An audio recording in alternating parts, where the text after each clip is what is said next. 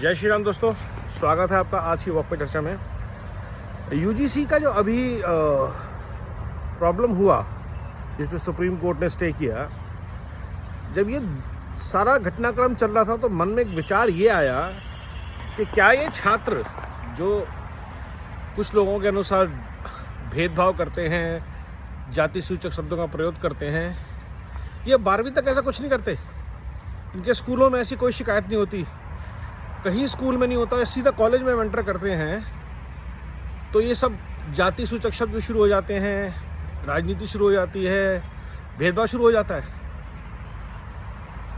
ये इस बात का सबूत है कि कॉलेज में आते ही युवाओं को राजनीति का शिकार बनाया जाता है। धर्म की राजनीति, क्षेत्र की राजनीति, जाति की राजनीति, भाषा की राजनीति, और फिर उन्हें बांटा जाता है, क्योंकि स्कूल तक यही बच्चे सब साथ में रह के पढ़ रहे होते हैं, एक ही जगह पे रह रहे होते हैं। दूसरी चीज़ ये होती है कि कॉलेज में स्टूडेंट्स दूसरे शहर जाते हैं, नए लोगों से मिलते हैं, कुछ जुड़ाव होता है, कुछ टकराव होता है, कुछ तनाव होता है, और उन फॉल्ट लाइन्स को एक्सप्लॉइट करते हैं politicians, social cultural religious leaders कि नहीं, तुम ब्राह्मण हो, तुम शूद्र हो, तुम नॉर्थ इंडियन हो, तुम साउथ इंडियन, तुम नॉर्थ ईस्ट के हो।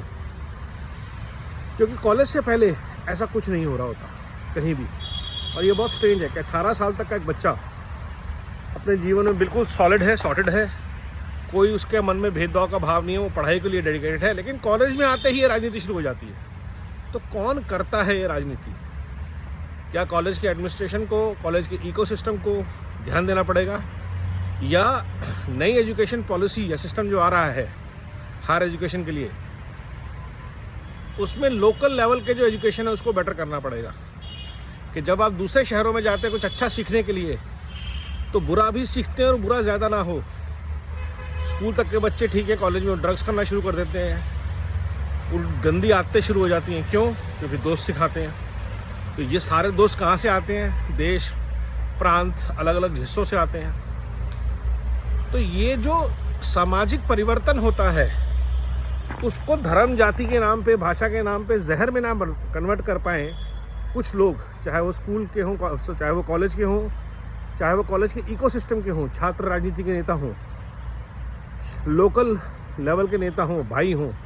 अधिकतर हमने देखा है कि कॉलेज में कोई नेता होता है, हॉस्टल में कोई नेता होता है, वो बोलता है सारे चलो, सारे चल देते हैं, और बात बढ़ जाती है। ये हम सब ने कॉलेज में देखा है, मारपीट की है, रैगिंग होती थी, ग्रुप्स होते थे, लेकिन वो स्कूल कॉलेज की राजनीति में वो चीज़ें ख़त्म हो जाती थी। लेकिन जैसे SC एक्ट और नामजद किया जाने लगा लोगों को कि आप कुछ नहीं भी करो तो आपके ऊपर हम केस ठोक देंगे, वो कानून का दुरुपयोग है। और जैसे कि रिजर्वेशन के कानून का दुरुपयोग हो रहा है, महिलाओं के कानून का दुरुपयोग हो रहा है, इसी तरह से जब जातियों के, पिछड़ों के भले के लिए बनाए गए कानूनों को जब गलत तरीके से किया जाता है तो उनका नुकसान होता है। 10 गलत केस महिलाओं वाले अगर पास हो जाते हैं तो 11वां जेन्युइन केस सफ़र करता है। और लोगों ने बहुत दुकानें चला रखी है, हम सब जगह देखते हैं। दहेज उत्पीड़न के नाम पे अधिकतर केस फ्रॉड होते हैं। रेप के काफ़ी हद तक केस जो होते हैं वो फ्रॉड होते हैं। उत्पीड़न होता है, ऐसा नहीं है कि उत्पीड़न ख़त्म हो गया, लेकिन फ्रॉड केसेस की वजह से वो जो जेन्युइन उत्पीड़न के केसेस होते हैं वो भी उन्हीं के साथ टैग कर दिए जाते हैं। और यही कॉलेज का में भी होता है, हर जगह होता है। तो बदलाव कहाँ पे लाना है? बदलाव लाना है कॉलेज में, बदलाव लाना है कानून व्यवस्था में, जुडिशियल सिस्टम में। ये जो वकील अपनी दुकानें चलाते हैं कि जी बहुत सारे केसेस हैं, 300% इंक्रीज़ है, 1 से 3 केस हो जाने को 300% इंक्रीज़ बताते हैं। और ये सारे के सारे वकील जो हैं, हम सबको पता है, झूठ की दुकानें चलाते हैं, उसके लिए फंडिंग NGO से लेते हैं। ये सारा जुडिशियल सिस्टम में फैलता है। इस बार सुप्रीम कोर्ट ने रोक दिया, 3 महीने बाद सुप्रीम कोर्ट पास कर देगा, आप क्या कर लेंगे? फिर सड़कों पे उतरेंगे। तो जो सिस्टम है उसको आमूलचूल परिवर्तन की ज़रूरत है। रिजर्वेशन की पॉलिसी जब बाबा साहब अम्बेडकर ने कॉन्स्टिट्यूशन में लगाई थी तब ये था कि कुछ टाइम के लिए है, जब तक लोगों की आर्थिक सामाजिक दशा सुधर ना जाए। अगर 3 पीढ़ियों तक एक पॉलिसी लोगों को फ़ायदा नहीं करा पाई है 70 साल तक, तो शायद उस पॉलिसी को दोबारा से देखने की ज़रूरत है।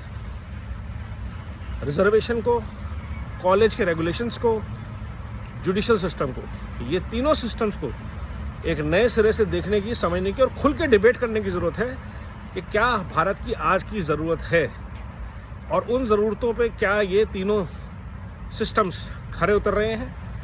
College education system, higher education, judicial system और जितना भी इसके आसपास एंसिलरी सिस्टम है। खुल के हो विचार, तभी बदलेगा देश का विचार और व्यवहार। नमो भारत, वंदे मातरम, जय हिंद।